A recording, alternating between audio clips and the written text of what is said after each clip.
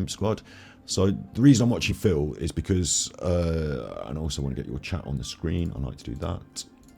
The reason I'm watching, whoa, meow, meow. Cat's really giving it some. Big ups Prophecy UK. The reason I've got Phil on, and the reason I've muted him at the moment, is Phil's going to talk about Baldur's Gate tonight, and his opinion is going to come from IGN, which is a video that's nearly got 1 million views. I watched it yesterday, and it's an interesting video, so we're going to watch a bit of that, and I want to make sure that we catch Phil out in his flagrant plagiarism of someone else's opinion. So at the moment he's wittering about his internet. Okay, what I received is a totally new piece of equipment. It's weird. Right, so he's had his internet updated at home. He's had a new router put in, whatevs. So the bit I want to talk about is the Baldur's Gate bit. So let's first of all watch this video about Baldur's Gate. We're going to play a little bit of it tonight, and I'm going to talk about it a bit more as well later on. So let's watch this video first and see where his opinion is going to come from. King Jad is not on stream tonight. Usually I'd be watching King Jad do the Phil detracting. So instead, King Jad's not on stream, therefore I'm going to do my little bit. I should really possibly do this on YouTube, you know, but I don't know, I might cut it and upload it to YouTube. So yeah, without further ado, or I don't, or do you mind if I do, this is the opinion on Baldur's Gate that he's going to be ripping off, essentially. And this is a cool video for us to react to as well. After the adverts, you chuffer. I really have to get YouTube Prime on the go. There's so many things that are on my fucking pinboard of list of things to do. It's ridiculous. It's taking the internet by storm. Baldur's Gate 3 is taking the internet by storm. At its peak, a whopping 800,000 plus concurrent. That's a lot, isn't it? Especially when it's not a multiplayer game, really. It's cooperative, but it's not like Fortnite or anything like that. You know, it's not like massive online, you know, all at the same time. It's quite a lot of players playing Baldur's Gate. Are you playing it? Cruel, I thought you said you were going to play it, didn't you? You've been playing it. Players were playing this weekend, catapulting it to the #8 most played of all time spot. The gaming community has sung its praises, and it's incredibly refreshing to play a feature-complete game of this caliber on day one. A feature-complete game on day one. So what they're saying there as well, it's really interesting, is that you're going slow. Oh yeah, you are playing it, look, yeah. I'm finding it really fucking difficult. We'll talk about that in a minute. But feature complete on day one. Back when I was growing up, you know, that was the norm. You had games on cartridges, or discs maybe. Discs, you know, I'm going way back. Cartridges. What's a cartridge, you old chuffer? No, yeah, you did. I mean, they're still on the Switch, aren't they? Still use cartridges. So there was a limit to what you could put on the game in the cartridge. And then when it was sold, that was the game. It's not going to get updated on the internet, so it better be right. Yeah. And then some games had little glitches in, or they use them in speedrunning now, don't they? The little glitches and stuff, the little imperfections. And they can't be fixed. They can't be patched out. They're just in the game forever. So there was a lot of stress on the game developers to make sure the game was complete and finished on release. And it reminds me a bit like media in a way, like films. Like, you used to get films, didn't you? Just a film or the whole thing. You'd sit and watch the whole thing in an hour and a half, 2 hours, and that was the film. And nowadays you get these box sets, and they're on Netflix, and there's another part next week, and there's another part next week. And things have changed the way that we consume media over the years, you know. Big ups Aphrodite Moon and Dover and Dolly's mom. Big ups Save You from Massive Anxiety. Yeah, we can chill out. We can have a big chill today. It's going to be a nice evening. Chill. Yeah, blowing in the cartridges to get them to work. Absolutely. You do the blow to get it to work. So, but nowadays everything's on the internet, everything's downloadable, everything's in parts, online games, ongoing games. Fortnite never ends. So it's a different premise, but that doesn't mean that films aren't still good just because we've got box sets and Netflix. And it doesn't mean that the old style of doing a big game, getting it right, complete, launching it, it all works, everyone gets to play it and enjoy it. A bit like Starfield from Bethesda should be, but we know Bethesda are going to make an absolute pig's ear of it. You know, that was the old school, and it's still good. So I've been looking forward to one-player experiences, even though co-op and all this. I like a game that's one-player, complete, solid, and I found it more than ever in the indie world, in the indie games community, because they more than the big studios who feel they can patch and update and DLC, they feel like they're making one game, like one piece, and then we try and make sure to get it good. You're having a rough patch, okay? Well, yeah, hopefully we'll just, you know, chill. I don't want to ask you personal questions, but whatever you want to talk about in chat or with the people in Discord is all good, isn't it? You've got zero faith on Bethesda releases. Yeah, exactly. They've thrown that into the toilet, which is a real shame, because I used to look forward. You know, I used to look forward to Bethesda releases. They even had a slogan, "We're for Player One," or something like that. And then they sort of said, "Nah, I don't know." The reason we're talking about this as well is because Phil's going to talk about it. So, for example, when I first moved here, he's still talking about his internet. Ago, I had 2 television cable lines. Okay, and so. In fact, I might just pause him and fast forward him a bit when it gets to the right bit. So Baldur's Gate has come out, and it's a really good, complete game. Like, it reminds me of what it was like to go and buy a game from the shop, and it was on a cartridge, and you play it, and everyone's playing it, and it's brilliant. And there's no need for updates because it's all working great. And that's because they put a 5-year development cycle in, spent a lot of money. They're quite a big studio, and I thought they were indie, but they might be quite a big studio. But I'm not that au fait with all the technicalities of their studio, but what I know is they decided to make the game work before they released it, and they did a period of early access and all this stuff, so everyone got to have a look and a shuffle around and make sure it was going to work, you know. Oh, you're watching Detractor Beam? Oh, I should have been watching, I'm over streaming Detractor Beam. That's a bit of an annoyance. I actually watched Detractor Beam.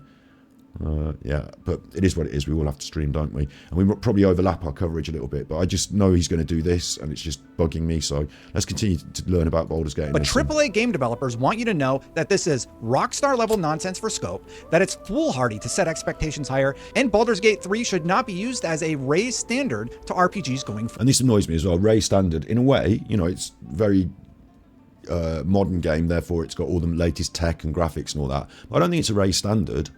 Like, I think I expected this quality out of RPGs when I was younger. This was what Skyrim felt like first time round.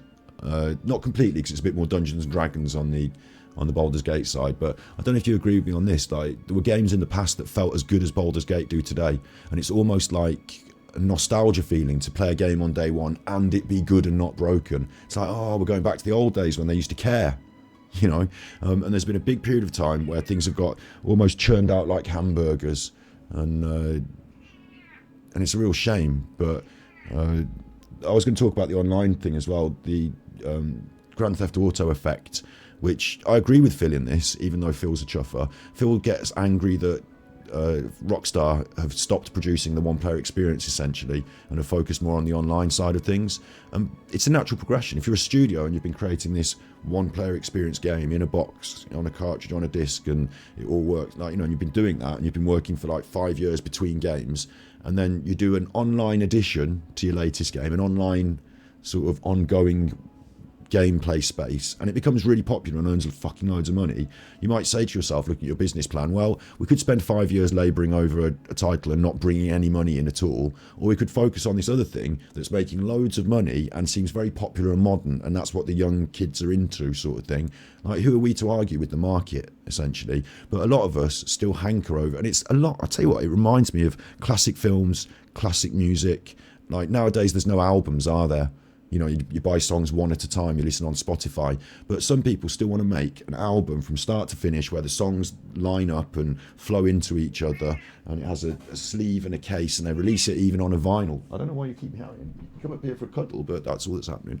They even release it on a vinyl, don't they, sometimes, you know, because they want that feel, that nostalgia. It might not be how the world is right now. It might not be that everything is going to be like that from here on out. But you can still have in the wide marketplace space for these other things, and they might not be the most. I mean, certainly Baldur's Gate is very popular right now, lots of sales, but it might be that in weeks and months to come it doesn't bring in as much money on microtransactions because they're not having them as other games do. So it's a bit of a trade-off, but if you're interested in the art and you're interested in the craft, then you're probably, you know, somewhere along the lines going to want to create something superb, amazing, standalone. And I think Baldur's Gate has attempted to achieve that. So I don't think they've raised the standard, but I think they've definitely, in my opinion, gone to a more nostalgic place where that used to be the standard, and now it no longer has to be. Forward. Genshin raised the bar for gacha games in many ways too. That's interesting as well, yeah. That is interesting. Like they put all that effort into, like this is, I was watching a different stream the other day, a different detractor stream, and Genshin came up and they said, you know, they did all the slurs, it's a weeb game, it's a gacha game, and I was like, it's a fucking brilliant game. I told them in chat. It's like, just because it has the gacha mechanic doesn't mean they can't work hard on all the other stuff too. And Genshin's a really interesting middle ground between this, because it's not a box game where you have it all in one and it's all done. But I consider it to be one of the finest masterpieces in gaming that I've ever played. But at the same time, like, I do complain sometimes, don't it, that it goes on a bit, they do a lot of talking, it almost feels like, could you imagine if Genshin came out and everything was in it on day one, how incredible that would be, how big, I mean, you couldn't do it because it would be too big of a game, wouldn't it? But I appreciate the way they're doing it, this ongoing thing, so don't get me wrong, I'm not like one or the other. I think both have a great place to exist, and I think Baldur's Gate really proves this point as well. Like, in the same way as I'm talking about music and film, you don't have to do a Netflix series these days. You don't have to do 6 episodes followed by another season if you want to do an hour-and-a-half film. You can still do an hour-and-a-half film. You don't have to do tracks and Spotify. You can just create an album and release it on vinyl if that's your thing. And the people out there that connect with it. Fortunately for Baldur's Gate, there's still a wide and large enough market of people who want this authentic, in inverted commas, original, nostalgic feel to the experience, a solid one-player game with cooperative options that from day one is all in the box and large in scope, and it all works and it's great. Yeah. Why was the first response to defend the current state of AAA gaming as opposed to saying, hey, maybe we can learn a thing or two from Baldur's Gate 3? The reason is because those people work in marketing departments, the people that tweet for these games companies aren't just randomers. I mean, some of them will be game developers and randomers that he's going to reference, but a lot of the people that work for the gaming companies that do the tweeting, they're working in the marketing department. It's a big company, and they're not there just saying opinions and having thoughts. They're trying to make sure that their product is the most sold. So when something else comes on the market and is the top seller and the biggest thing, and all of their numbers dip, then they've got an obligation to go out there and sort of, I don't want to say smear or slander, but they're not going to be that positive about it, are they, if they're in direct competition with it and they're the marketing department. I'm surprised that they have said a lot of this stuff about Baldur's Gate, which we're going to have a little look at now. I'm surprised that they've said it because it makes them look bad, but it's interesting that they've tried to create a narrative where this does not have to be the standard. You should accept lower standards, and that is a consumer thing as a norm. Like, if you're making crisps, then you should tell people they should accept fewer crisps in the bag.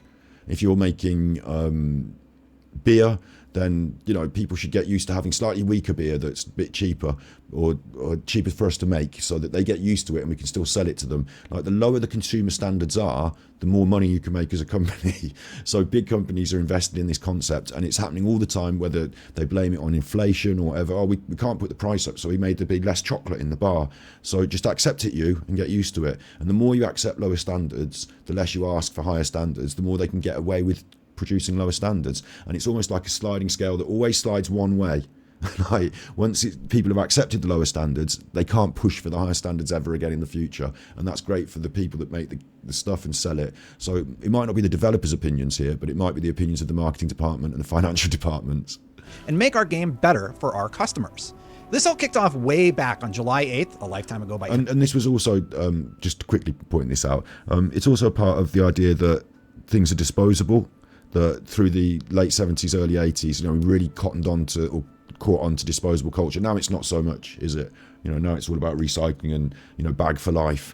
But the idea that you'd have a bag for life means we can't sell you another bag. So really, they built in something called planned obsolescence into items. The people who made light bulbs, they were selling a lot of light bulbs because it was a popular item. And then they got together, literally, the two biggest light bulb producers in the world back in the 1800s or whatever, got together, late 1800s, early 1900s, and said, look, how do we get, look, we're in competition and we're selling light bulbs. We're selling a lot of them. How do we make more monies?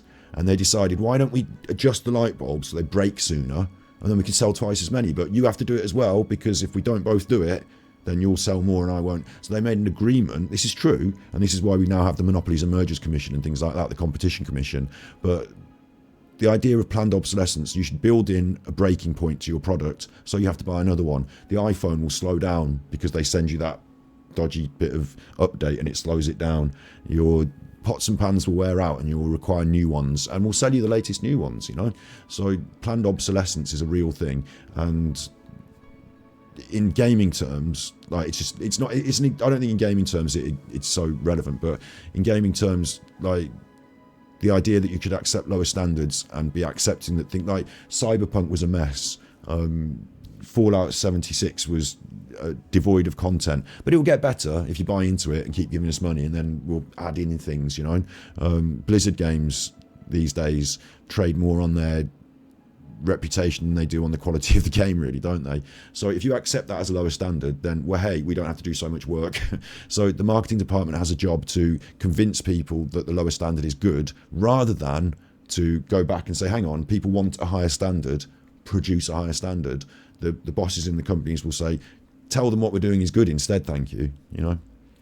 Internet standards, I know. When a writer and BAFTA nominee, Xavier Nelson, took to Twitter to express concerns about Baldur's Gate 3, namely that fans would use Baldur's Gate 3 to apply criticism or a raised standard to RPGs going forward. My rebuttal is, why shouldn't customers have raised standards? Taking it a step further, why shouldn't some AAA developers raise their own standards? Are we really going to pretend that consumers shouldn't be a little upset right now and hoping for an improvement in the industry going forward? Rockstar just announced a $50 conversion of the original Red Dead Redemption. This is disgusting.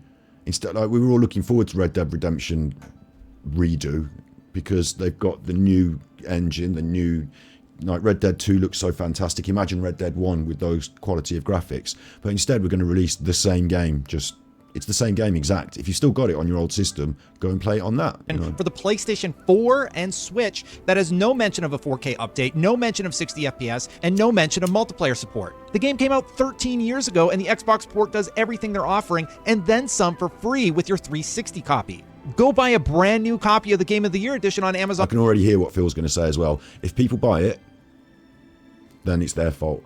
So instead of buying the old 360 version and just playing it on your compatible Xbox these days, people will buy the new one, the update, because it's easier to put it on your Switch just to buy it.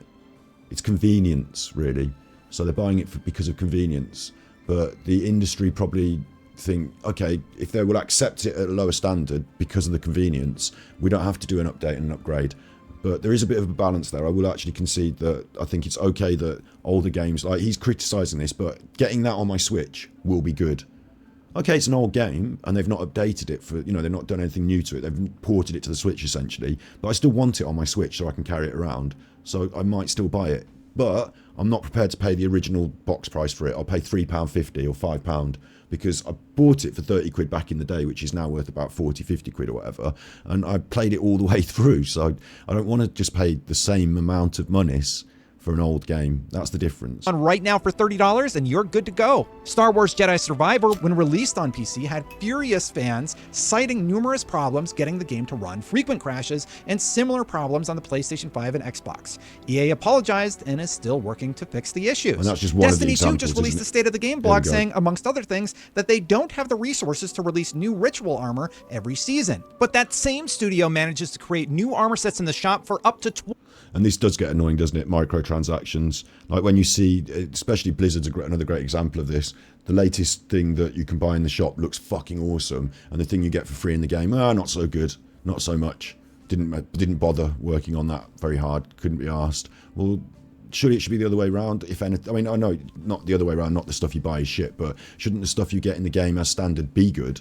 And the other thing about microtransactions that really annoys me is my core belief is, I know that over a period of time you want people to keep putting money into the game, right? But my core belief is I should still be given the option to buy the game outright and to get everything. And it doesn't have to be given to me like on day one. I don't pay the money for, like, let's say you get on one of these, like, Fortnite are actually not so bad with it, because you buy the battle pass, you're going to get everything, you know. It feels like you still have to earn it in the game, which is fine. Like, I would prefer all this to be in the game. I'll pay a bit more for the game, and then I'll unlock this as I go, rather than I have to buy it, because this isn't the game. This is outside the game. This is a shop. So getting this spaceship in the game doesn't feel now like something I achieved in the game. I left the game and went in the little gift shop, and it took me out the immersion and out of the concept, and I just bought it, and now I have it. So the whole point of a game, any game like this, RPG especially, is progression equates to upgrades of stuff, of character stats. And if you take that out of the game and allow me to buy it, what am I playing the game for? $20 a pop without fail every season. Diablo 4 unabashedly has several character skins priced at $20 each and just released their first season that had a patch that was so poorly thought out that the developers had to have an emergency live stream to apologize. Diablo is another great example because it's all about grinding, earning things, drops, legendary items, and then you go in the shop and buy all the best, coolest stuff that looks cool. But wouldn't I want to earn that in the game? Wouldn't that make the game better and something to drive for each time? And have since begun working to revert those changes. We don't plan on doing a patch like this ever again. Okay, you need a more comparable RPG example of why fans are heralding Baldur's Gate 3 as a breath of fresh air? Look no further than Mass Effect Andromeda, which was widely panned. Sorry, my face is tired from dealing with everything. Or Cyberpunk 2077 that made promises about last-gen game consoles that it couldn't keep. It took CDPR almost a year to get that all sorted out. I'll make this... There is a point here to make that with games like that had big, like Project Red, unfortunately were unable to reach the standard of releasable game, but they still released it anyway and then patched it later, which was a mistake. But if you've done a long investment process, if you've committed to a long investment process and you spent a lot of money as a company, there comes a point where you have to say, we need to release the product and recoup some of those losses. And if it's not good enough, what are you going to do? I do perceive that these, I mean, obviously they should have done a better job and created the game that would work, but if you're caught between the rock and a hard place late in development and you're forced to say, should we release, make money, and then patch it later with the money that we get, or should we not release a game because it's not good enough, have spent 5 years in development and process, and close the company? I can see why some of them are forced to do this, but it is a bit of a shame. So I'm not going to absolutely slate all of those games for being hot garbage mess if there was other economic pressures on them. But in general, it should not be the norm, should it? It should be the outsider, the anomaly. Crawl says, I like how Andromeda played. I just needed the same meat on the end like Mass Effect 1. I never played it, to be honest, because it looked like a mess. Visual and glitch aside, it had a decent space adventure feel. Yeah, it was just all those videos that came out of all of the glitches and the faces looking rubbish. I just thought, wow, okay, I'll skip that one. It's as clear as possible to contextualize how fans are feeling. It feels like money has become more important than the core experience for fans. Bit of both. Money is the most important thing for all businesses. You can't argue with that. We live in a capitalistic economy, so as much as I don't think it's great, that is the fact. So money does have to come top priority, otherwise they can't do any of the other things. But it's like I say, when the games are feeling incomplete towards the end of the cycle, they must have to make a very hard decision. But it's a shame that they do. That's why Elden Ring, Baldur's Gate 3, and even The Legend of Zelda Tears of the Kingdom are... And this is why I've always loved Nintendo. People slate Nintendo for loads of different reasons these days. But as I grew up, it was the company for video games. And yeah, you might have to pay a little bit of a premium these days, but they don't fuck about. They produce top quality stuff. They don't do the ongoing add-ons and microtransactions in all the games. Like, they release a fucking solid... It's like a feature film rather than a drip feed of a series, isn't it? Like, Legend of Zelda Tears of the Kingdom, perfect example. Are being widely celebrated. So what is up with the excuses? Yeah, Dover and Dolly's one. We're going to play a bit of Baldur's Gate, we're going to play a bit of Genshin Impact, and we're going to finish unpacking as well after this bit of reaction stuff. A game came along that is amazing, is selling well, is being praised by developers and fans alike, and the response is, well, we can't do that. Well, sweet. If that doesn't get me hyped for Mass Effect 4, I don't know what will. Xavier's tweet was well-intentioned, and he went on to add a lot of important context, but I think it misses the perspective of the consumer. We don't know anything about game design or how hard it is. We just know that Destiny is deleting hundreds of dollars worth of expansions when they feel like it, that Diablo is constantly reminding us to buy skins in their store, and most PC ports have been abysmal lately. Remember, that tweet was made nearly a month before Baldur's Gate 3 blew up, and it was still contentious with fans speaking up about their frustrations and developers chiming in to say what felt like, game development is hard, you don't get it, be quiet. And he's made a really good point there, is that you don't have to understand game development, but you can understand games. You know, I don't have to know how to build the car, but when I buy it, I expect a certain quality and standard, and if it falls apart when I drive it out of the showroom, I'm going to be cross. So go back and sort it out. Don't start moaning. Like, either come up to the standard that the market expects, or go back and work harder. On the other side, like I said at the very start, is I believe that there's another approach, which is to market to people the idea that it doesn't have to be perfect, and that's part of what they do. Baldur's Gate 3 is a game from a large, passionate studio that refuses to add microtransactions, gave players early access so they could address any problems that arose before launch, and is taking Steam charts by storm. So why should fans not use that as a gold standard of how to do it right? And why would a AAA studio not look at it and say, hey, maybe cramming microtransactions into our game isn't a good look? Because they're already quite far down that pipe. You know, like the next 5 years of their games, the next 10 years of their approach is probably not written in stone, but has been talked about, has been decided, and is being worked on well in advance. Like FIFA is the best example of this for me, because I used to love FIFA for the manager mode. So I used to play manager mode on FIFA, and then they introduced these card packs and this like ultimate team thing and online play. And I was like, oh, online play, that'd be fun, playing against other people. I'd love to play my Birmingham team against my friend's Villa team. Oh no, wait, I can't.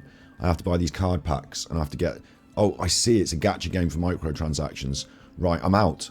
And I literally was out, and that was the end of me in FIFA. Like, I still got FIFA for the Switch when I bought my Switch and did the manager mode, but I noticed that they weren't really small improvements over time, but essentially FIFA, I don't know, like it's engines, isn't it? It goes by engines, but FIFA 13 was much the same as FIFA 14 or 12, or like the game was pretty much the same, but they were making minor improvements each time. And of course, all the players change each time, so you want the new players in your game, don't you? But when it became more about the card packs and the ultimate team, and that got the focus from the development team, I was out, because the thing that I loved, the manager mode, the one player experience, and occasionally having fun with my friends, you know, at home couch co-op, that had gone. Like, that wasn't being focused on. So the thing that I loved in the game, you know, I don't need to buy the new games. I could just play the old ones. I don't even play it so much anymore. And I did perceive that there was a shift in, like, it's played out over the years. Like, it wasn't like a one-off. They didn't decide, right, the card packs are interesting this season, let's do that, and then next season we're going to do something else. It was like, we're shifting direction from a one-player experience where people have couch co-op and you get all the players and you do your own management, to the card packs and the online experience. And so that game had shifted, and so that was that, you know. Aspect work. And my point is, it wasn't like an overnight thing, and they didn't think in 5 years' time, I wonder what we'll be doing. They thought in 5 years' time we're going to grow to this, and we're going to have this and do that, and they work on it in advance. So I believe the industry's response to this Baldur's Gate thing blowing up is that, rather than say, they're saying we can't do that, we don't expect us to do that, but I believe it's also because they're like, in order to say, right, our next 10-year projection, our next 10, everything everyone's working on, stop. Baldur's Gate has come out, and now we're going to just take a new direction to our companies. Like, that doesn't happen overnight. It requires shareholder meetings, it requires management meetings, it requires future planning. Like, they're like big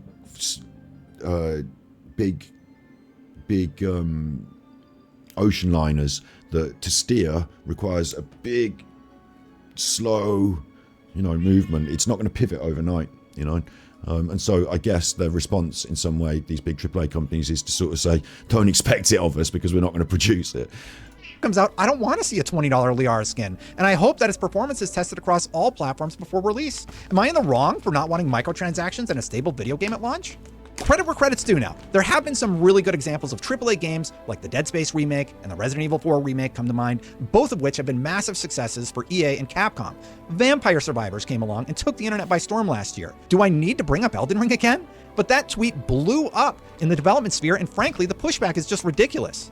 Developers should be looking at what Baldur's Gate 3 did and trying to replicate where they can, not jumping up to defend games that are cramming in practices that fans are getting fed up with. And make no mistake about it, these decisions impact game design. Many games are utilizing battle passes and player engagement as a metric of success. Absolutely For a true. player, that means more Genshin grindy Impact missions. That means more reminders to stop in the shop. It means a boring grind because keeping players engaged is a key metric.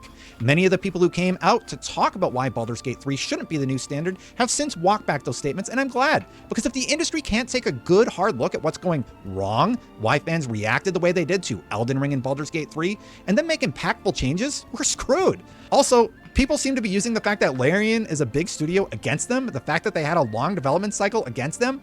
Really?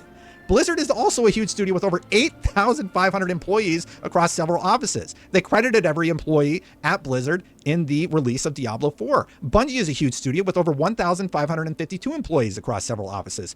BioWare is a huge studio with over 500 employees across several offices. And Larian is also a large studio with over 400 employees across several offices. All of them have established beloved IPs with a ton of lore to pull from. All of them have a lot of money to make video games. And all of them had a long time to make anything they wanted to make. To say Baldur's Gate 3 is successful because it's aligned with Dungeons & Dragons is insanity. Okay, so he's going to move on to some other points. I just wanted to say this. There is still a place for Diablo, the grind, the microtransactions. Some people like that sort of game. There's a place for it. But there's definitely a place for something like Baldur's Gate. And I just don't think that area of the market has been serviced enough, because your biggest companies, Bethesda is a great example. Rockstar is a great example. You had people, like, I've been waiting for the next edition of the Elder Scrolls for how long now? You know? And oh great, you can play it online. Like after Fallout 4, it was Fallout 76, and great, you can play it online. But I'm not playing it. I'm waiting for Fallout 5 that's going to be a complete one experience, you know? And so the fact that these major companies have taken their eye off producing these experiences has left a gap in the market, essentially. And Baldur's Gate has decided to go slightly different to what the rest of the competitors are doing and stand out and do this thing, and it really works. And it doesn't mean these other companies can't do it as well as the microtransactions games, but they've decided to move like all of their armies into this one direction, and they've neglected this area of game design. And you can see it with Grand Theft Auto is probably my favourite example, and Phil's going to use that example later as well. We're going to get onto the detracting bit in a minute.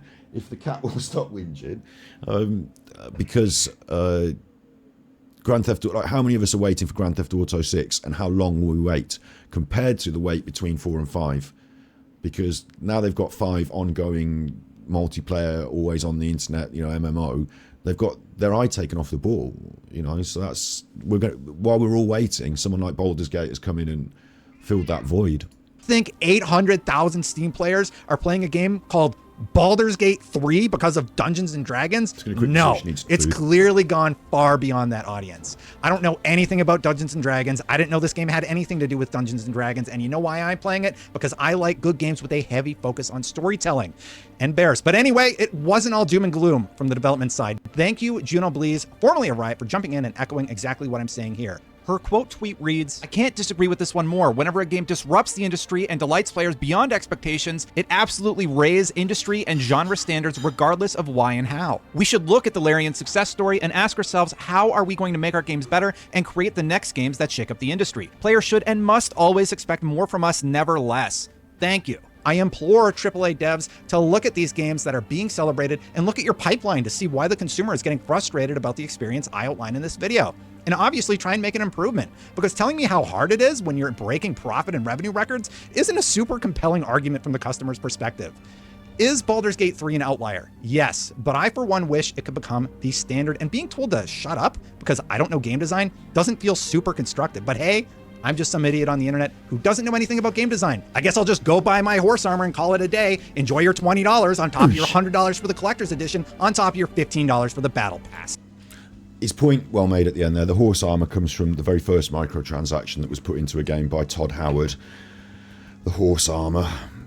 Why couldn't it just be in the game? Well, you can just buy just the horse armor and that'll be fine, just the horse armor. And now it's this, you know, now it's battle pass, now it's update, now it's, you know, all this business. Made some good points there that I totally agree with. And the only interesting thing that I would say again is that I don't think it's that Baldur's Gate sets a new standard. I think it reminds us of what the standard used to be and how far we've deviated from that and accepted other standards. And I just think these other games, big ups Jess, you're in and out. Peace out. In and out, that was quick. So yeah, I think that overall, points well made. The interesting thing about this, the reason I wanted to react to this, is because Phil is going to basically say all the same stuff now. So this is now moving into detraction. But Phil's going to be having his moan. He's currently moaning about his internet. That would boost the signal throughout the entire house. So I hope you skip it on and we'll find the bit where he talks about Baldur's Gate. This is live, so. Speeds, which I'll never use. Like, what am I going to use? It's been a great playthrough so far, and I hope some people will show up to chill and enjoy and support Chrono Trigger.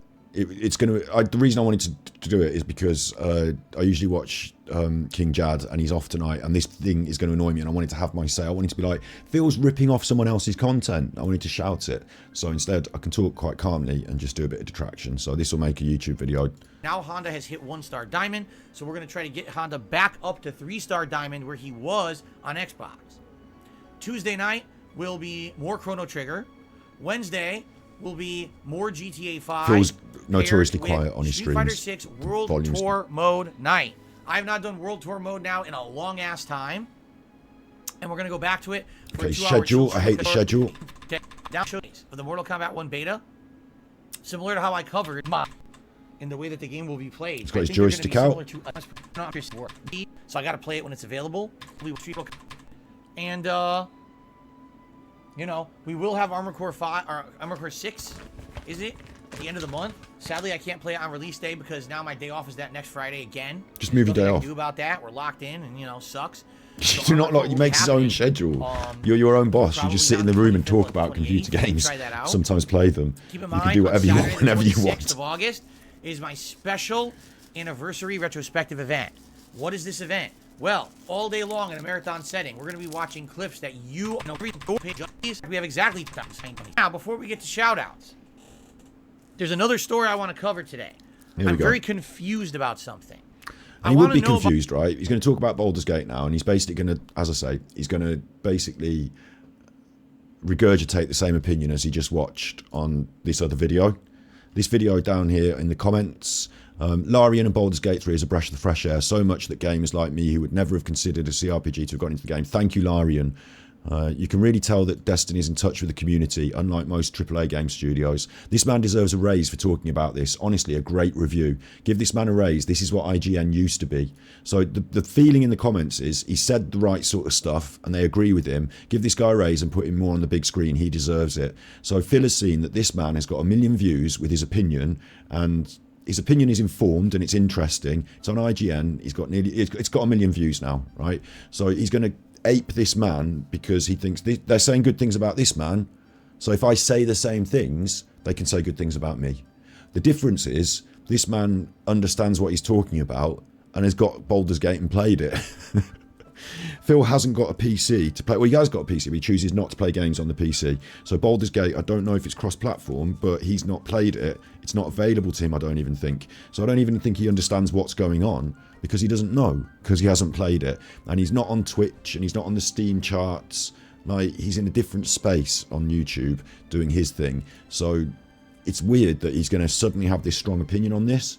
But the truth is, it's because he's ripped it off and he thinks it's going to bolster him by essentially feeding off someone else's opinion, much like Angry Alan does. About Baldur's Gate 3, and I think you guys are going to know way more than I do. All right? So That's Baldur's true. Gate 3, everyone knows, currently is out on PC, and it's one of the highest rated games ever. Everyone playing it is saying they absolutely love it. All right? Had super duper high amount of concurrent players. Not the most played, but one of the highest, most concurrent played games ever on Steam. 8th most concurrent. That's what that man said in his video, isn't it, Phil? That's what this man said.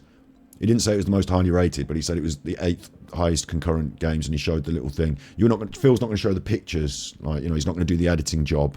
He's not going to get the evidence up and show you and stuff like that. He's just going to say it because he's watched it on this other video. But this other video that we literally just watched right here at the start, there's the statistics. Lost concurrent. So, like, this is what Phil's getting it from. All right? It's doing really well.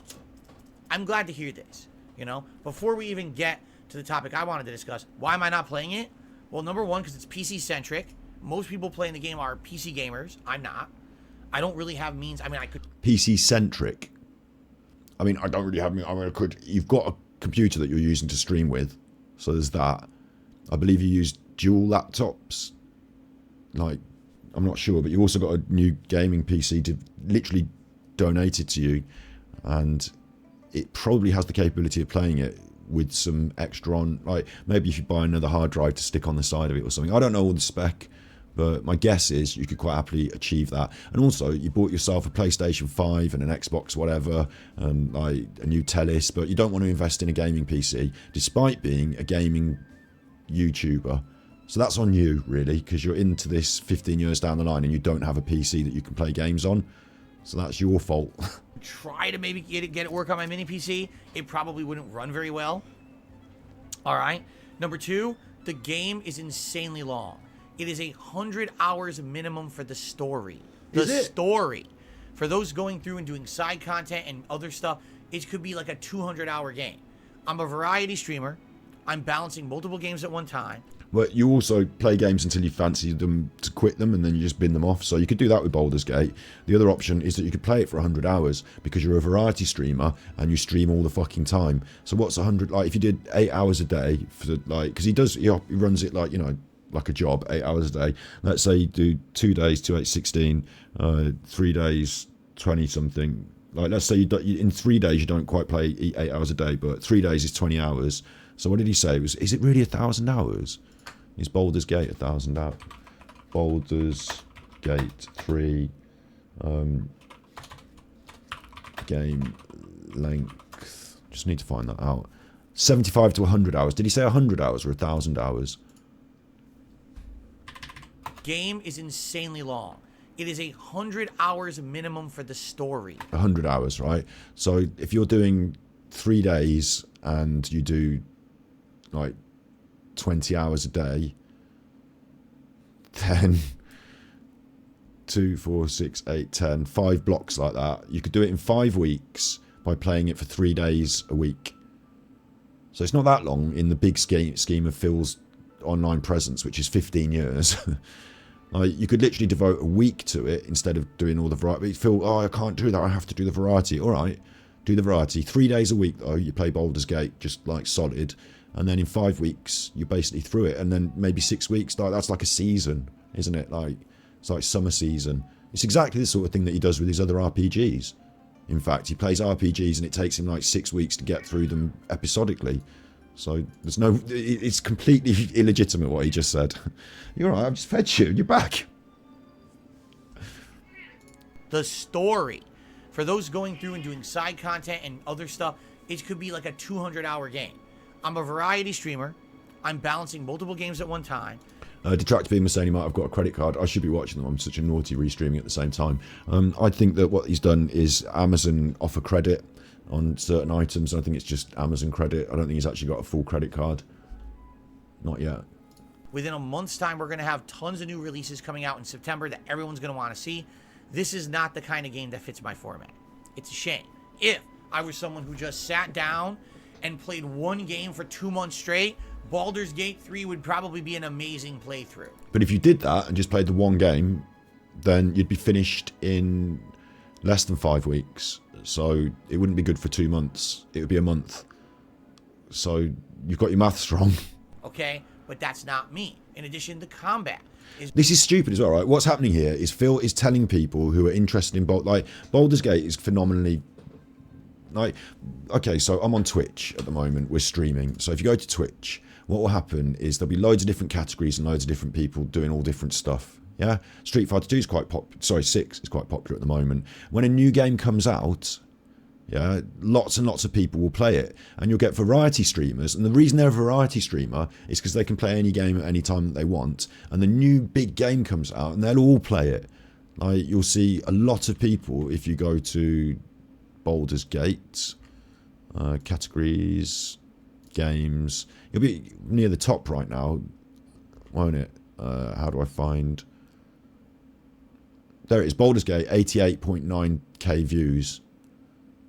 So it's not at the very top, but it's more than Street Fighter 6. It's trending in some ways. So if you want to play it and you want to stream it, now's the fucking time. And if you're a streamer, like I'd fall into this category, but I'm not a full-time gaming streamer. I've got the other stuff that's full-time, so this is more difficult for me. But as a streamer, if you're a full-time gaming streamer, get it on day one, stream it every day, ride the trend wave. I think Limmy's been looking into it. Like, if you're a variety streamer, this is exactly what you do. You wait. Don't wait. You know, wait. The big games come along and you ride the wave. You jump on your gaming surfboard and you ride the wave. Everyone's playing it right now. In 2 months' time, everyone won't be playing it as much. So if you start playing it then, less interest in what you're doing. And if you're a streamer and you've got an audience and they play games, then they're into the new games. Yeah, so if you don't offer them that service, Phil is describing himself as a variety streamer here, bearing in mind. So he won't. So people that go to his streams like games. Everyone's talking about Baldur's Gate. He's talking about it, but he's not going to play it. So if you want to watch it, you're forced to leave his stream and go somewhere else and play it and watch it. Okay? So what he's saying to his audience is, these are my excuses why I'm not offering you what you want. But stay with me and watch me instead, which is ridiculous. Like, don't make excuses about your business if the market and the audience is telling you something. Either do it or do something different and stand by what you're doing. But you don't make excuses. And I mean, he's much like the gaming industry who are saying, I can't, there's no way I can make a AAA game that's releasable on day one and it all works. There's no way we can do it. He's much like the gaming industry making their excuses instead of just facing the facts, you know. Big ups Cole1234. Hi, son. More slow, deliberate, plotted out. Think Divinity Original Sin 2. That's kind of how the combat is. That's not entertaining for my audience. I know. Want to know how I know? Because I played XCOM, because I played Mario plus Rabbids, because I played Divinity Original Sin 2. So this is more of a good point. You know, the pace of the game, the style of the game might not be easy for everyone to watch on stream, and it might not be easy for everyone to follow. Fortunately, it's got story heavy, but I found the same thing about Baldur's Gate. I don't know if it's perfect for me as a streaming game. That's okay. That's a legitimate thing. You know, you can say that. The other option is... Yeah, and also, yeah, Mario Rabbids was fucking awful. Big up Scroll. The other option there is that you make it more entertaining by, as you play, you bring something to the table. You act out a character. You know, we're planning to play this game on Wednesdays as a group on a stream, and we're going to dress... Our characters are going to be funny characters. So I might be Angry Alan, you know, and I'll play as Angry Alan, and there'll be some comedy there, and some, especially with Baldur's Gate being a cooperative game, what you then do is you have cooperative gameplay, and the emergent gameplay, we call it, you know, the things that you do as players that aren't written into the game that you have fun doing anyway, that comes out, your personalities, the banter, and you create an entertainment. So if the game isn't entertaining, you can still be entertaining. And that's true of all games. They don't have to be the best games on stream to sit and watch. You know, you don't have to sit next to somebody on a sofa while they silently play the game. It's the option here. The point of the medium is to create the entertainment. So even if the game is bad, and let's be fair, right? Let's quickly check on Super Chuffer channel, because I think I uploaded this to Super Chuffer. Did I upload it to Super Chuffer, or did I upload it to one of the other Check Chuffy? I've played some of the really bad games. I've played, when I say some really bad games, I've played like, actually I definitely did them on, I edited it, didn't I, for Ganji Arts, which could do with a bit of a revision, this channel. Could do with a bit more stuff on it. I played some really awful games, some really good ones actually, but I played Help Me Doctor, that was awful. I played another one that was Prison Life Simulator or something, and that was awful. But the game was terrible, but we had fun because we were having fun as a stream. So that's the point that I'm making now, and it stands. And every time I played those games, people said, this shit is boring. Okay? I didn't say that. I get it. I do enjoy that style of gameplay, but for some reason my audience doesn't. All right? So, because of that, I skipped it. And I think it was the right choice. I think if I was trying to play that game and balance it, it wouldn't have worked. People would have been upset that I wasn't playing it enough, just like with Divinity 2. It would be like, man, you're just not playing it enough for it to be entertaining, and we're waiting too long between sessions, and I hear you. And that's why I didn't want to do the game a disservice, quite frankly. But, you know, I'm happy to hear that so many people have really enjoyed this game. I'm really happy. I'm glad that people who like this style are really having a great time and saying it's like best in class. Because obviously you can't say anything negative about it, Phil. Quite inclined, like the games industry, to poo-poo it is Phil. If it's not something he's offering on his stream, he's quite inclined to poo-poo it and say, well, it's rubbish, you don't want to go and watch that, stay here and watch what I do. But he can't poo-poo this because there's a groundswell of love for the game, support for it. So he's in a funny position where he's going to defend the game that he's not going to play. He hasn't played it, he doesn't know anything about it. He hasn't, like, he might have seen someone else do it on a stream. He hasn't played the game, doesn't know how it feels, hasn't done it, you know, hasn't done that. But he's going to defend it against accusations from the game industry that he has no real idea about, because he's watched the IGN video. Best video games ever made. Great. I'm very happy for you. All right. Now that being said, shout there out. is this weird thing going on. All right, where apparently, and correct me if I'm wrong. All right, the game is so good that other game developers are coming out saying things such as, "Oh, well, just because this game is that good, don't expect all other games to be held up to that standard." How is he just parrot-fashing, repeating this IGN video? It's got 1 million views. Like, it's one thing, like Angry Alan does. Angry Alan, the person that I detract on this Battery Exhausted channel, which this will get uploaded to, hopefully quick enough for it to still be relevant. Angry Alan takes other people's work and plagiarizes it, but he uses smaller channels so that other people haven't seen it, they don't know it's someone else's work, and he can get away with it more. And even if they find it out, he'll say, oh no, they're copying me. Whereas in this instance, Phil is plagiarizing the 1 million view IGN channel. So everyone has seen this.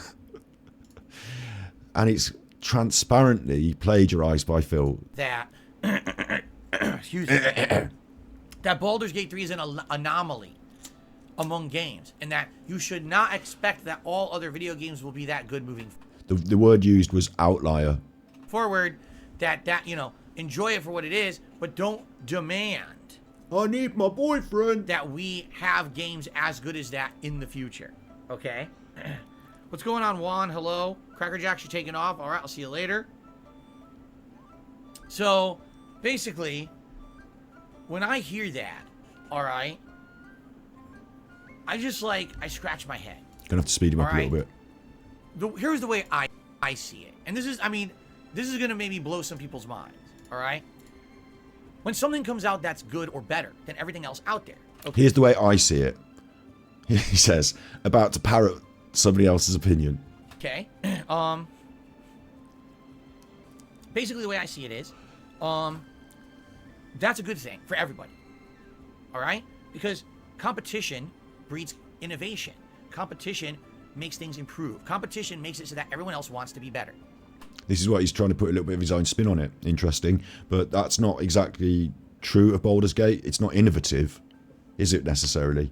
So it's not that competition breeds innovation. Therefore, like, this is an argument to say Grand Theft Auto Online, Fortnite, things like that were ongoing online games that were different from before. That's innovative. Whereas what Baldur's Gate is doing is more nostalgic, if anything. So it's not innovation, but it's doing what was done, but really well, and people have moved away from in certain ways. So it's not exactly the right point. All right? You know, I'm a YouTuber, and back in the day, I used to be one of the biggest gaming YouTubers. And what ended up happening was, all around me, the YouTube landscape changed. All right? Now, some people would argue things improved. Some people would argue things got worse. Okay? I don't think many people... I would argue somewhere in the middle.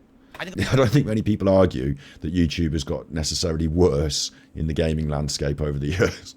A lot of people started taking YouTube more professionally, but at the same time, a lot of things got degraded and became a lot of corporate shilling and crap like that. So you take the good with the bad, correct? Everything exists in a spectrum, and initially YouTube wasn't full of corporate entities, was it? But now, like all these social media platforms, totally infected with them, like to the point where you get like companies like IGN like producing this high quality media, but it also feels a bit, you know, filmed in a bedroom like a streamer YouTuber. Like, so I see his point. It's difficult in the competitive marketplace on YouTube because there's no protection from these higher like companies with more money and marketing budgets. There's no protection from that.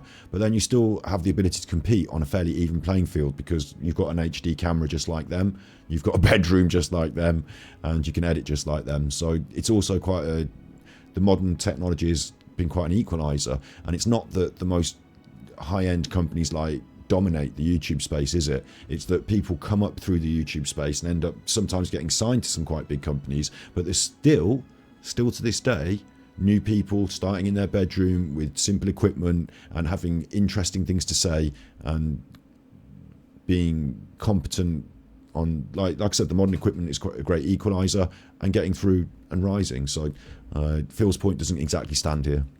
But overall, Today, you look at YouTube and you say, well, production values are higher. There's a wide variety of content for you to select on YouTube that you can watch. It's not like 10, 15 years ago where there was very limited, right? The reason I was successful 15 years ago, I was one of the few people putting out the amount of content I was. No one else was working that hard on YouTube, all right?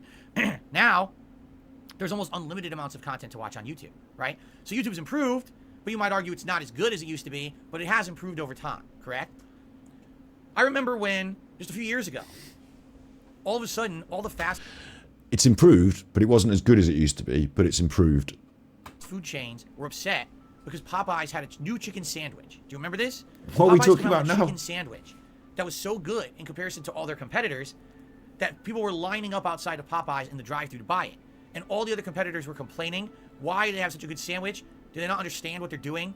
You know? But what ended up happening was now all the competitors have had to up their game, and now almost every single fast food chain has a high-end chicken sandwich. You know, we went from chicken sandwiches being these little dried out, overcooked, flavorless patties to big, crunchy on the outside, seasoned fried chicken breast, juicy on the inside. He's managed to make it about high-end food. condiments. The interesting thing here is we're supposed to be talking about Baldur's Gate, but Phil's managed to put his own spin on it, which is to make it about food. And he's just simply describing market forces, you know, competitive market forces, supply and demand.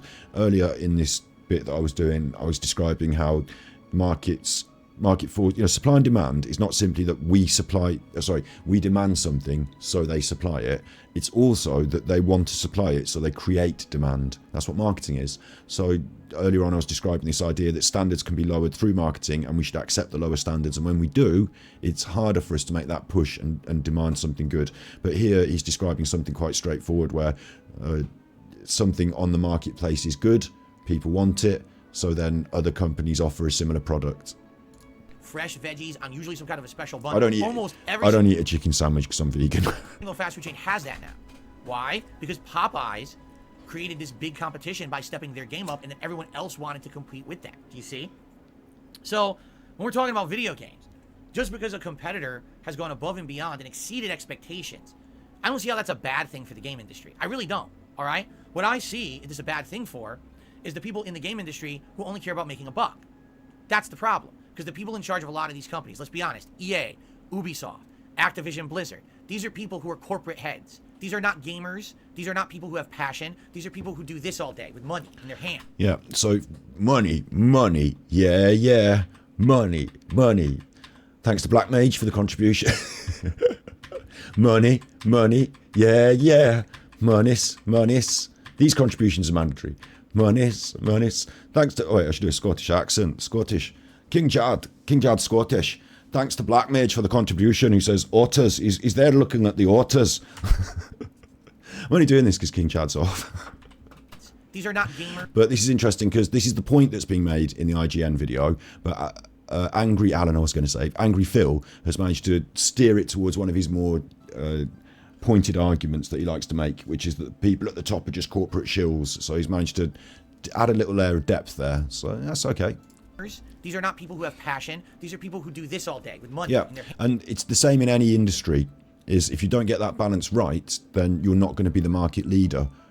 Okay, so they want the monies, but the best way to get the monies is to do the best thing in the market. Like, so an example of this would be, I think in sports teams is a good example. When somebody with a lot of money takes over a sports team, if they invest a lot of money and make the sports team good and they win a lot of stuff, they can recoup a lot of money. But there's another way to make a lot of money, which is to not care about the results of the sports team, but to rip everyone off, sell all your best players. You know, there's different ways to make money, but it doesn't mean that making money in a free market, that market force, because he just described the chicken sandwich thing as being good. They all wanted the money, so they all made a better chicken sandwich. But now he's saying because they all want the money, instead they all make bad chicken sandwiches. So you can't have it both ways, but you kind of can as well, because different forces are at work at different times. Hands, right? So to them, oh, wait a minute. A company came out of nowhere who no one was expecting to make a game of this caliber and has made a game that, number one, you only need to buy once. It has no microtransactions, no expected season pass or DLC content, and the game has insane amounts of quality content in it. Everyone playing it is praising it, saying it's best-in-class RPG. Oh, no. Now we have to have our guys make quality games, too? Right? I mean, do you not think that Yves Gibber, right? And that fucking guy who's the head of EA who looks like a fucking hipster supervillain, I forget his name, right? Or Mr. Bobby Kotick fuckface, Don't you think those guys look at a game like Baldur's Gate 3 and they're like, oh shit, why'd someone do that? Why did someone overachieve? We don't like that. Because we want bare minimum, bottom of the barrel, barely scraping any quality for the customer kind of games that are games as a service that we can milk insane amounts of money out of every single moment, tons of microtransactions, season passes, broken games that we didn't even test before we released, but you're the beta tester. Now that you bought it, you fix our games for us and tell us what's wrong. We'll patch it later. Monster amounts of content up front, but then monstrous amount later that you have to pay for. Not just given to you, but you have to pay for the extra content. So by the time you're all well and good, you played our shitty-ass games as a service game for 4 years and spent $10,000 on it. That's what they want, because they want to be rich. They don't care about what fucking game came out that was, oh, it was highly rated, highly touted by... They don't care. You want them to look at... They look at their spreadsheet. That's what they look at. They don't look at the ratings on fucking Metacritic. They don't look at the Game of the Year awards. They look at a spreadsheet. And on that fucking spreadsheet, there's sales numbers versus dev costs versus ongoing profits. And that's what they judge the performance of a game on. Well, you've got the Bobby Kotick effect, of course. You know, you've got that. I mean, I don't have to rip that apart too much. I think I already did, don't I? I knew he was going to go heavy on that. He doesn't like the execs. What the developers of Baldur's Gate 3 did is they said, fuck all that shit. We actually have passion. We actually are gamers like you, and we like video games, and we like RPGs, and we want to make the ultimate fantasy RPG for you. We're not looking to be rich off of this fucking game. Now, this is ridiculous. What he's doing really, what Phil's doing really here, is he's trying to make this about himself. He's a narcissist. So what he's really trying to say is that Phil is like Baldur's Gate. He doesn't care about money. He just wants to do the best authentic thing. And the market might be different and people might not do it, but I'm old school YouTube and I'm still doing it the great way, and I'm not one of these big companies, therefore watch me instead and I'm better. It's about him really, this. But the things he's saying aren't exactly true, are there? Like, there is not... At one end you've got the execs and their desires and drives and opinions and attitude, and at the other end you've got the developers, say, like the artists, and their desires and drives and attitude. Okay, you got like some real artists and some real money people, but actually in the middle, and this is true of most indie developers as well, because indie developers quite often have to wear all the different hats.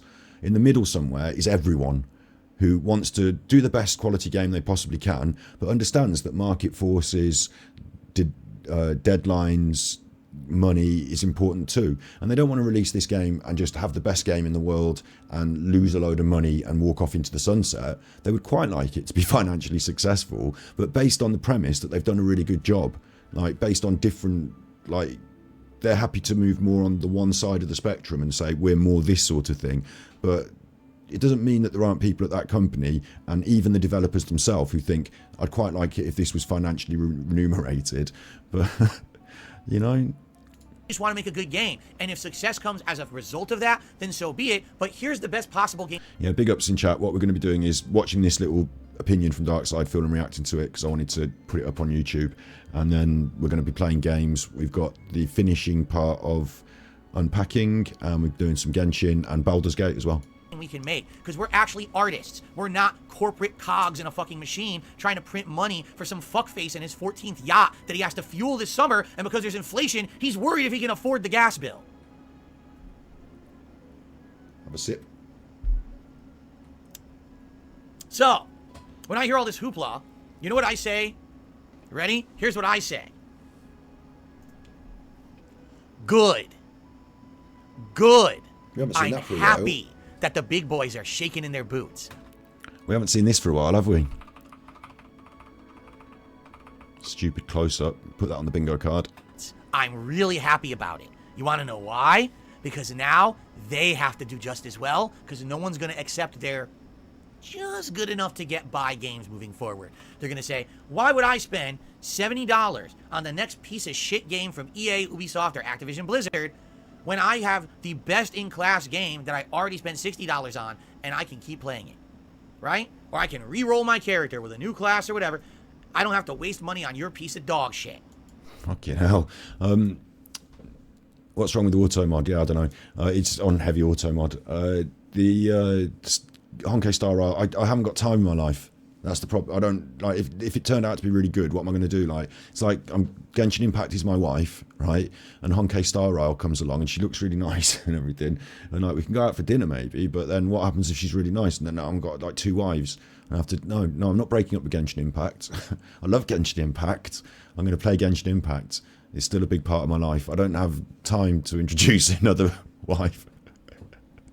Not waifu, but do you know what I mean? I want to play Baldur's Gate. I want to play other little indie games. You know, we do other stuff on streams. But I still haven't got around to playing Tears of the Kingdom because Genshin Impact is my wife. So, DSP is my wife. Husbando. Good. And if people make informed, intelligent decisions and they compare all other RPGs to Baldur's Gate 3 moving forward, all right? What'll happen is people will stop frivolously spending money on inferior games, and the whole industry will have to improve.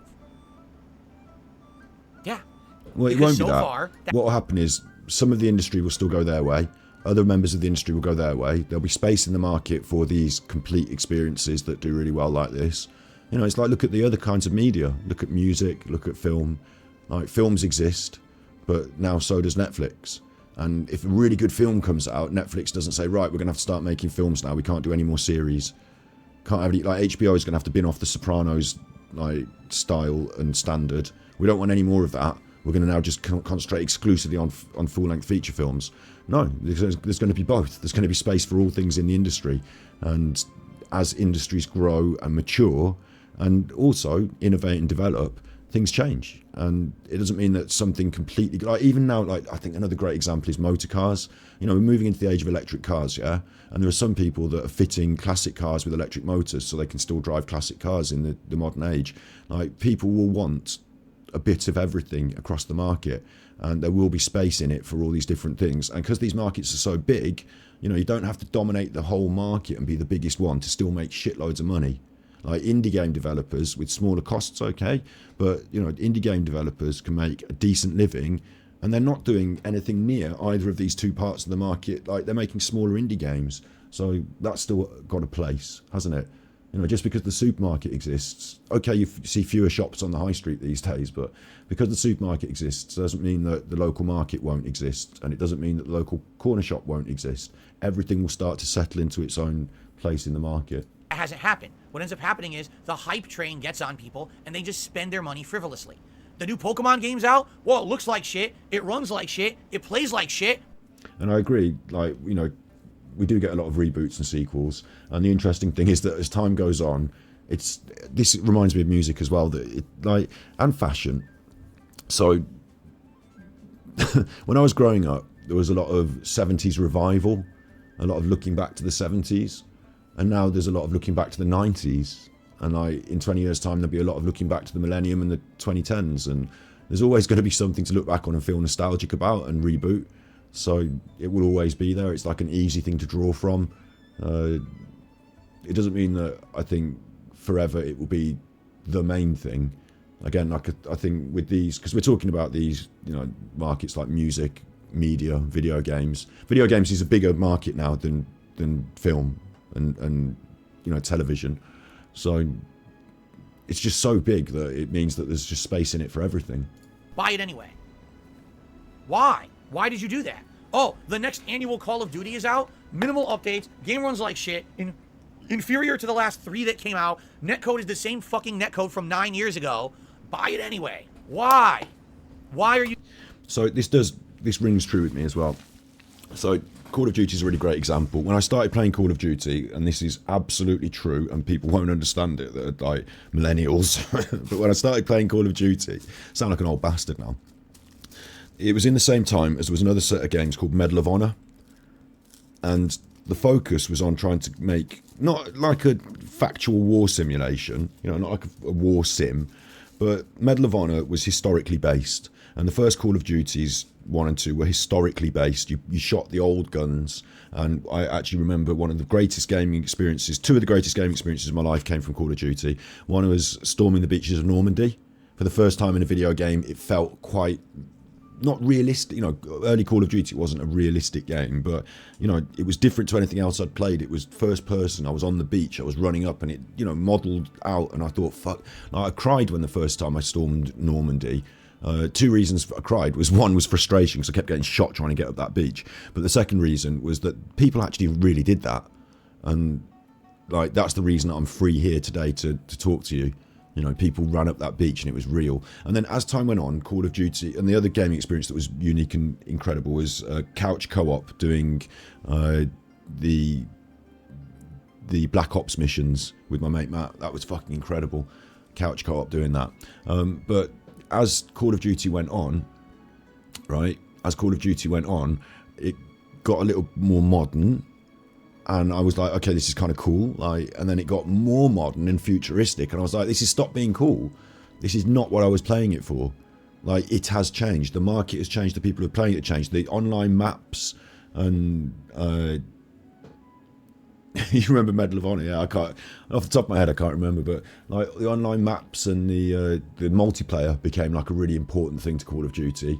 And now it's this online, like a bit like Fortnite, isn't it? It's this online game, and it's less about the one-player experience and the campaign. And you know, all those things that we all loved, they rebooted, didn't they? Like, you know, Soap McTavish and all that, because they don't really have it. They went as far as that one with Kevin Spacey in it, and like that was big campaign, wasn't it? But more modern titles are really about rebooting things to keep the internet online play going, and that's okay. That's where Call of Duty went, because if you really want that thing that I was talking about before, that like World War One feel, historical feel, you can go and play Battlefront, or you can go and play something else, and there are other games that fill that sort of space now in different ways.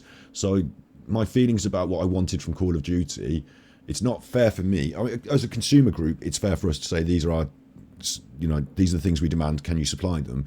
But it's not fair for me to say you should change your company and your ideas because I like historical games. Like, they chose where they wanted to go, and I choose which games I want to play. So I stopped playing Call of Duty, and I started playing other games. And other people started playing Call of Duty because they were bored by that World War One shit, and they wanted more online maps. So that's the world, and that's the world. Like, it doesn't mean that I have to bend everything to my will. What it means is I'm free to make choices. So Phil's getting a bit... Like, the problem with Phil's rant is that he believes that his opinion is how these games should and these companies should work, and that's just his opinion. He's free to go and play other games instead of forcing EA to do what he wants, because he's not the executive of EA. He's not even a management. He's not even a developer. He's just someone who plays games. So as the consumer, you're free to make choices, and as the developer and as the company that creates these things, you're also free to make choices. You're doing that. When you do that, you are empowering laziness. You are empowering people who are only there to benefit off of your ignorance. You need to make intelligent and informed purchases. If you throw money at hype, you will only get crappy hype. You will never get a better game if you empower bad behavior. This is why, okay, Nintendo never listens to its customer base, because as much as the customer base says, hey, we want a more powerful console, we want better features, we want Wiimotes that don't have fucking joystick drift, we want... Shouts out Riley's Odyssey, who loves Nintendo as much as I do. Yeah, like in some ways you would get a different company from Nintendo if they simply listened to the audience, but the innovation you were talking about earlier, you think the Wiimotes were bad? That was blue sky thinking that brought in an entire new group of people to gaming. Like, Nintendo innovate, and sometimes, like, I believe the Switch is not as powerful as other machines and this and that, but it's in my hands, and it's got all my favourite games on it, and it's everything I wanted as a kid, and I'm glad that they stay true to their core style of, like, in this context as well.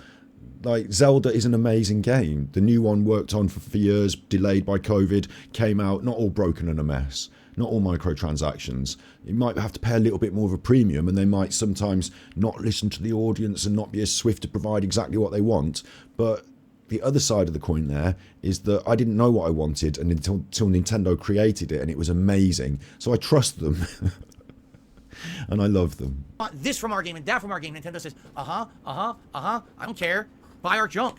Keep buying it because you're stupid. And people it's not do. That bad from they Nintendo. Just go out and buy it in droves. We want the Switch Pro. We want the Switch Pro. Here's the Switch OLED, which literally has none of the things you wanted. Okay, I'll buy it. I'll take that. Why? You idiot. You just let them get away with it again. And this is what keeps happening. Over and over. That's not true. A certain group of people decide not to buy things because, as he said, their specifications were not met, and instead they might have bought a Steam Deck or something else. So it's not entirely true. And as mobile gaming advances, you know, you can play Genshin on your phone. People are nowadays, the most popular thing in American schools to take off the children because you're not to have that in the class, is like your phone now is like a gaming PC phone. Have you seen these? Gaming phone. They've got like a fan on the back, right? Like they put like, so you get this high-powered phone that can like basically run like a computer. It looks like a chuffing Bitcoin mining machine, but they put these like powerful fans, like a computer would. Like there's like a fan on the back of the phone because you need, like a computer, you need cooling, and so they like, you know, the trend in phones and gaming phones is on the way to being like a small PC in your hand. And I love the idea that to fix the problem of cooling, they're just like, well, stick a massive fan on the back. Solved. It's like a GPU and a processor, and it's got a fan. It's like a little PC in your hand. So, like, there are choices, you know. There are choices. And it's not simply that Nintendo released the Switch the way they wanted it and everyone just forced to buy it and they all did, and then fuck you. You know? People are dumb. It just doesn't make sense. Why empower bad behavior? Don't bail these companies out. It's a when fan on Nintendo the puts out back. a shitty console, don't buy stupid. You've bought it. You've got it. I haven't bought any of those. I was not interested in those, so I didn't buy them. But it's not because I wanted to punish Nintendo. It's because they weren't catering to my tastes, so I didn't buy it. You don't have to tell people this, Phil. Like, does he actually think people are thinking, well, I don't really want the new Switch. It doesn't have any of my features that I was looking for. So it's a shame that I'm just still going to have to buy it. Like, people make a decision. They say, it doesn't have the features I was looking for, but it has these other features. And is it still a good enough value proposition for me to buy? Yes or no? Like, people are not literally buying things they don't want because they're ignorant of how market forces work. They are the market. So if people did buy these, then they did want them. So fuck you, Phil. You can't argue with, like, consumer spending is one of the things. Okay, there's marketing. And I do believe marketing is psychological manipulation, and people are not that, like, we're animals essentially, and we're prone to you know, Phil's the worst for this actually. He is prone to all these things, you know, buy 2 for 1, discount, buy now, pay later. Like, you know, we're prone to that sort of upselling and marketing, yeah. But overall, the reason these market forces work in principle, like he's describing, is because if people do want it, they buy it, and if they don't, they don't. And people really don't want to give their money away for rubbish. Not really. Like, people actually quite like monies. So overall, they try and be as informed as possible. Like, I think it's even more of a common denominator than voting. You know, vote with your money. Don't give these bad companies money if you think they're a bad company. Don't support Shell by buying their oil off their forecourt. Don't, you know, I'm a big one for the animal rights, aren't I, and stuff like that. So I try not to buy my products from, like, there's a supermarket, great. It's got a butcher's in it. Not good. So if I give them money, they take the money and they use it to advertise meat products. And I'm like, whoa. But I still have to shop there sometimes, so I can't, you know, like, there's a give and take, isn't there? But if there's a little vegan shop and a little vegan restaurant, I'd rather go there. And especially if it's being run by vegans, I'd rather give them the money. So vote with your money, yeah. And that's the market. So what he's describing is that, what he believes is that people are that stupid, and some of them are a bit because they donate to people like Phil and Alan, but like, that they would part with their money on things they don't really want. In general, I understand his point because of marketing. If it wasn't for marketing, you know, if marketing had to be honest, you know, like, then it might not be the same. But okay, I understand the marketing thing. I understand that, the manipulation of marketing. But overall, I would say, nah, I think people are going to spend the money on what they really want overall. Figurines to save them from their dumb-ass decisions. It wasn't a Okay. dumb decision, was it? Because those things sold millions and made them fucking loads of money. And it was something no other company was doing or trying. So it was a unique product in the marketplace that was identifiable by gamers. And they got both something that they could interact with their game with, which is interesting because you like gaming, and also a collectible to stand on the shelf, which is a huge market in itself. Says Phil, sitting in front of video game memorabilia. Sitting in front of, he's got the beer stein up, I don't know why, but sitting in front of a Sonic thing and a bobblehead.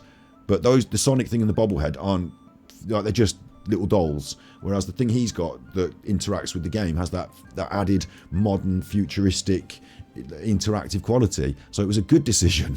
They put out a horrible Big up, expansion Sandy. for World of Warcraft, or they ruin Overwatch, or Diablo 4 comes out and they rebalance it and it's a piece of shit. Don't keep playing. Don't keep spending. Walk away. Stop. Stop the madness. Stop buying the yearly installment of the game that literally is just a... Also, who's Phil talking to? Because on his stream, he gets 400 to 500 people watching. And because King Jad isn't really streaming today, there'll be a few more British people that could be watching me here, but I'm just on a random, but should be watching Detracting because I'm naughty for not watching them. But who's he talking to? Do you think the 500 people that watch his show are going to change the economic balance of the gaming industry? Week. Stop playing the games as a service game and giving them money every day. Stop. That's why you have bad games. In reality, the industry is a symptom of what the customers pay for, right? We wouldn't have so many shitty games if people wouldn't pay for the shitty games. We have to stop empowering shitty games. Right now, Baldur's Gate 3 is the best RPG ever. Buy it, play it, support it, talk about it, and demand better from everyone else. Phil, you haven't bought it. You're not going to play it. Of all people, you can't say this. And from now on, every RPG that comes out that isn't as good, shake your finger at it like this and say, you should be Baldur's Gate 3. Shame on you. You're a AAA studio with 4 times the budget of Baldur's Gate 3. Why aren't you putting out Baldur's Gate 3? Because you suck. Because you don't even have the talent of the smaller studio, because you didn't care about talent, you cared about profit. Now you have to shape up or ship the fuck out.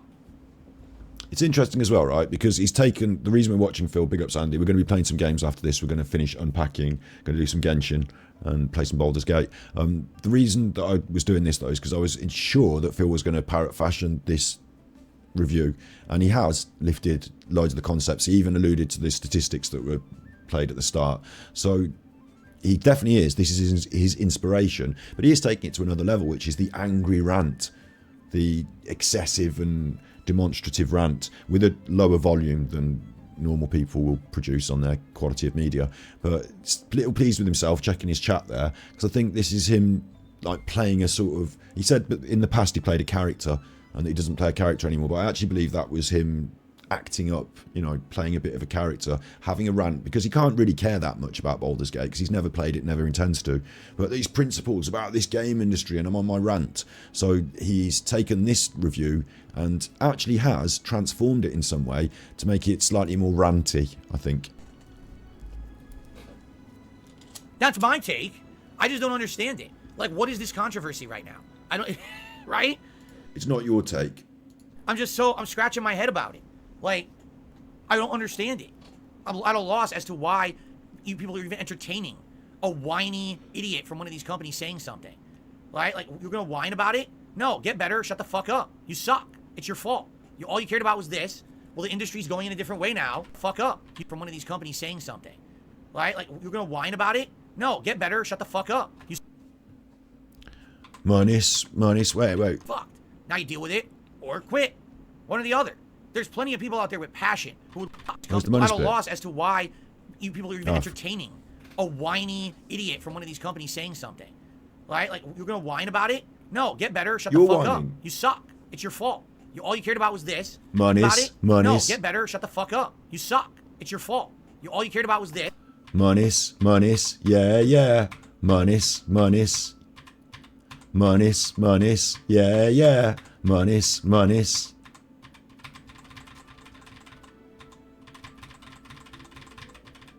I'm King Jad. Contributions coming from Black Mage. He's going to watch the Otters. Big ups. Minus. Yeah. Fuck you, Phil, you fucking... Wait, I'm doing the accent. The accent's going wrong. You're gonna whine about it? No, get better, shut the fuck up. You suck. It's your fault. All you cared about was this. Well, the industry's going in a different way now, so now you're fucked. Now you deal with it or quit. One or the other.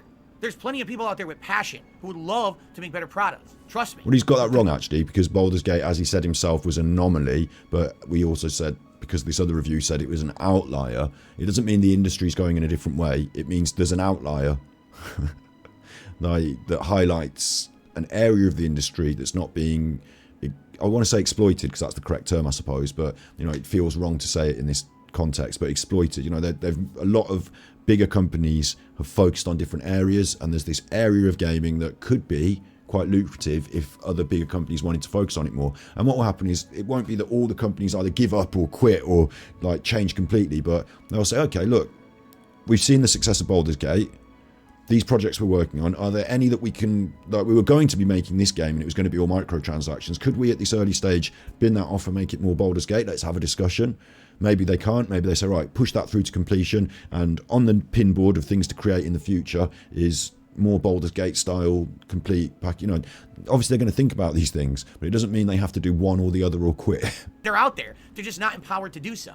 Get the people empowered who have the talent and have the passion to make good games, and get these fuckfaces out of here who for the past decade have given us chilled out trash. Because that's, do you remember how every year, for 2-3 years in a row, it was like 2012, 2013, 2014, it was like, oh my God, can you believe how many great games are coming out right now? And every game that came out was a banger, right? It was like, boom, Game of the Year contender, boom, Game of the Year contender. And it wasn't even just one genre. You'd have a first-person shooter that was narrative-based, a first-person shooter that was online competitive, a fucking RPG that was groundbreaking, a platformer that was best in class. And you'd be like, oh my God, these years were amazing. And all of a sudden, somewhere in the last like 7-8 years, now it's like, this game's not as good anymore. Nostalgia for a time when things he liked were the most popular.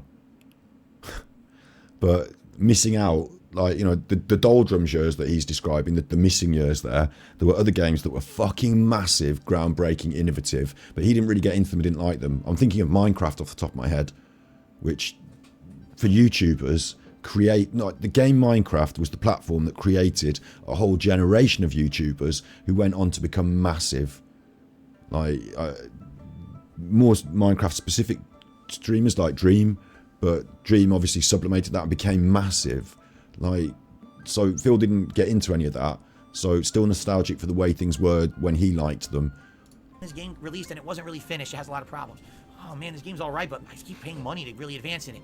Oh, what is up with this game? What's it? And we just kind of, for some reason, became complacent. And we started to accept the bullshit. I think that's the problem. As gamers, we shouldn't have done that. We should have demanded more. Because now... Yeah, my plan for Baldur's Gate, actually, because we're going to do a bit of Genshin, and we're going to do the unpacking, and then Baldur's Gate to finish, I think. My plan for Baldur's Gate is to play a little bit, and actually look at some videos to see how other people are doing, and decide if I'm fucking out of my head, or find it really difficult for no reason. I want to have another crack at that, going underground with the goblins. We'll see. It might be too difficult for me and I might have to lower the difficulty. Now that we actually are getting a genuinely good game and people are playing it and enjoying it, they're like, oh shit, this is what we could have had all along if we were just a little bit more picky about what we spend our money on. Yeah. Right now everyone's playing Street Fighter 6, okay? Well, this isn't true either, because if the industry is not offering the experience you want, you choose the one that's closest to it. This makes me feel like Cyberpunk was a good example, because it was marketed to everyone as that thing they wanted. You know, it looked like it was going to be this awesome game, and then on delivery it didn't quite live up to their expectations. But people did want that. It's just that it wasn't on offer, so they had to choose the next best thing. So when it became on offer, like when Baldur's Gate has come through here, people are going to choose it when it's available. So it's not simply the fair case to say, well, if you don't have the games on offer that you want to play, stop playing games. What's wrong with you? Like, you played all the games, Phil. Like, you've played all of these games over the years that you're saying aren't that good, or, you know, didn't hit the nail on the head. Like, everyone is forced to choose the best of a bad bunch sometimes, you know? But... yeah. Right now everyone's playing Street Fighter 6, okay? Street Fighter 6 is leaps and bounds the best Street Fighter game in probably 20 years. It really is. I think Street Fighter 6 is better than Street Fighter 4 at this point. I really believe that, okay? Why did people spend 7 years putting money into Street Fighter 5? Street Fighter 5 was the... Because Street Fighter 5 was the most up-to-date Street Fighter for those years. And they didn't have Street Fighter 6. worst numbered Street Fighter entry. There was no reason for anyone to spend more than the initial purchase price on the game, and as soon as the game was terrible, no one should have ever spent $1 on it ever again, and within 2 years, they would have dropped it and made Street Fighter 6. But instead, they kept spending money on it. So what happens? Oh, 5 more extra years of Street Fighter 5 garbage. That's how the industry works.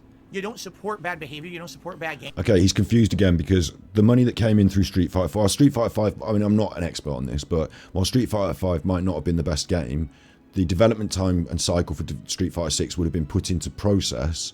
Like, the way it works, I remember an interesting interview with Todd Howard where he described the fact that, like, the process development cycle of their games, their one-player games, like the next Skyrim, is so big that they have, like, overlapping. One game is being created, and overlapping it, the second game is being created, and they have this early team that start on the game, and then as the game develops, the big team are working on this other game, and they finish that game, it goes out, and then the big team join the small team, and start finishing off this game that they're making. And there's the small team moved to start the other new game. There's always this overlapping development cycle. So while Street Fighter V was released, they don't just say, right, great, cheers, we're going to do 5 years of microtransactions, and then we better start making the next game after that, I suppose. No, they're like, right, release date has come.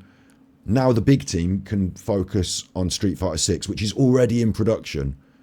Like, they would already be considering the next steps. It might not have been like, it might have been very early days, but it's already been considered. And then the time that they gain, the grace period between two releases, is filled with all this other stuff. So maybe there's a longer space between the two games. And I'm critical of Grand Theft Auto for this, and I'm still waiting for the next Skyrim. But the money that comes in through those microtransactions, it shouldn't just go to executive bonuses. It should also be put into research and development for the new game. So if Street Fighter 6 is particularly good, it might be because of all that money that went in through Street Fighter 5 and all that time they had to produce the game. You don't support bad practices and they go away. The moment that they dry up, now you have to make good games again. And how can you critique this? Because it's the same company that made Street Fighter 5, made Street Fighter 6. So, obviously they learned from some mistakes and then have made it better. Oh yeah? RG Beef says, look at the stark contrast between Diablo 4 and Path of Exile 2. Path of Exile 2 is going to be phenomenal. It's going to be free to play. The cosmetics are backwards compatible with the last game. See, I don't know anything about this. You notice that it's all PC-centric stuff? I'm like, damn, I really... He doesn't know anything about it, yeah. Path of Exile was... the difference between Path of Exile and Diablo... Obviously, Path of Exile introduced loads of interesting mechanics, was a lot cheaper, free to play and all this business. And lots of people really enjoyed it. But Diablo's a much bigger game, with a bigger studio. So Path of Exile were able to say, okay, we'll do this thing this month, smaller studio, implement an idea, and if it's not so good, we'll take it out next month, no bother. Whereas a bigger studio had different, not as agile. I'll say they're not as agile. And so Diablo has incorporated some ideas from the Path of Exile years that Path of Exile did that were good. Both things can exist. And it doesn't mean that one is great and therefore the other should never be played. It means that they're different and they occupy slightly different places in the market. I do miss out on this stuff because I don't really know what's going on the PC-centric side of stuff because I'm just not a PC gamer. So I miss out on all this. I know I'm in the know on the console stuff, but I end up playing the games that suck. I'll be honest, right? Like, right now, I'm really wondering about Starfield. So you are the consumer that you're complaining about then? Want Starfield to be good. Because you're not buying these good... Oh, shit, I pressed the wrong button. Yeah, you're going to see this crazy amount of Kens in this game. And you literally has none of the things you wanted. Okay, I'll buy it. I'll take that. Why? You idiot. You just let them get away with it again. And this is what keeps happening. Over and over. So let's do that. But today we are going to have to... I'm already going... Anyway, since we just started talking about this topic... I know I'm in the know on the console stuff. But I end up playing the games that suck. I'll be honest, right? Like, right now, I'm really wondering about Starfield. I want Starfield to be good. But is there a guarantee it will be? No. But you're the person that plays the games that suck on the consoles rather than supporting the indie games on the PCs that are doing the things that you see. So, as market forces go, you're one of the bad people that you've just described, and you really should bin off your PlayStation and instead get a PC and support games like Baldur's Gate by playing it on your stream. For me, Starfield's the biggest thing right now. I hope Starfield's good, but, I don't know. I really want it to be good. I would love it to be the next epic Bethesda RPG, but Bethesda, again, here's another company. Bethesda used to be able to do no wrong. They pumped out hit after hit, and all of a sudden, 5-6 years ago, all their game quality went boo! What the fuck happened? I don't know. I really don't know. Anyway, since we just started talking about this topic, I would love to hear your thoughts on it. The thing is, we've already kind of gone long on the podcast here. We have shout-outs to do and the like. So what I would say is over the course of this next coming week, I'm still here another fucking 5 days this week, all right? 5. Oh, my God, I am here 5 more days this week. Holy shit. Let's talk about this. Let's have some nice open discussions on the podcast later this week about what you think about Baldur's Gate 3 and this discussion about games improving as a whole. So if you've got an opinion on it, you have to come back to the next podcast to voice it. Bit of a trick there. Game devs getting shaken in their boots about it. I really want to hear your takes because I think this is something that should be discussed openly, and we should have more intelligent discussion. The more we have, the better things can get. Well, that's fine, Phil, because people like IGN are discussing it, and they've got their own comment section, so you're not needed. Right? So let's do that. But today we are going to have to, I'm already going long here because I have my older story about the stupid internet install and everything. So we'll pick this up tomorrow.